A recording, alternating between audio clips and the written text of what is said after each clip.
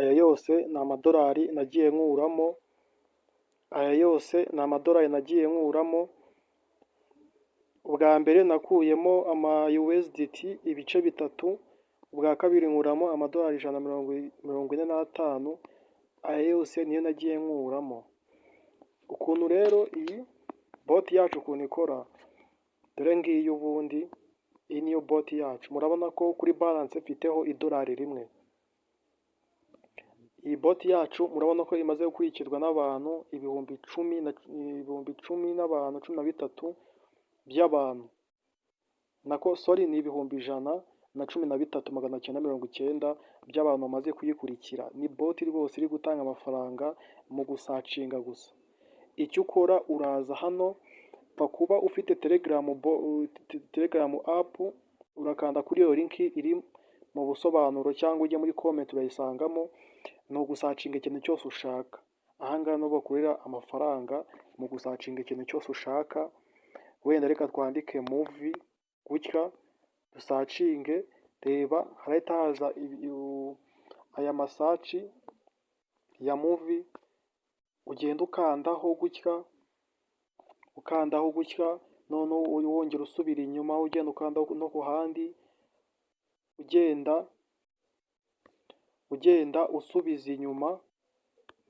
Murabona ni uku nguku, ugenda usubiza inyuma, ni uku nguku bigenda, ukagenda ukorera amafaranga. Kandi amafaranga yose umaze gukorera ihita uyabikuza. Wowe ikintu usabwa ni ikintu kimwe cyonyine, nicyo usabwa kuba ufite telegram app. Kandi telegram app ndabizi ko abantu mwese muyizi. Hanyuma ugakanda kuri iyo link ikakugeza kuri uru rubuga, ugatangira gukorera amafaranga. Kubikuza rero uraza ugakanda hano kuri share to earn, hano hepfo kuri share to earn ukakanda. Noneho rero hano kuri withdraw ugakanda kuri withdraw kano kumo hagati. Iyo maze kugakandaho bahita kugira ngo ushyiremo wallet yawe nyine yo kubikuza. Noneho ugahita ubikuza.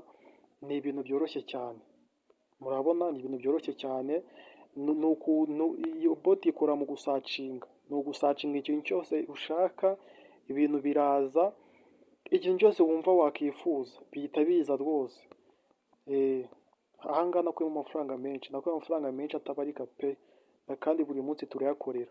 Rero urajyaho ngo mu busobanuro no muri comment nashizemo link, noneho irakugeza ahangaha, hanyuma utangire gukorera amafaranga. Murabona kuri balance murabona mfiteho idolari rimwe.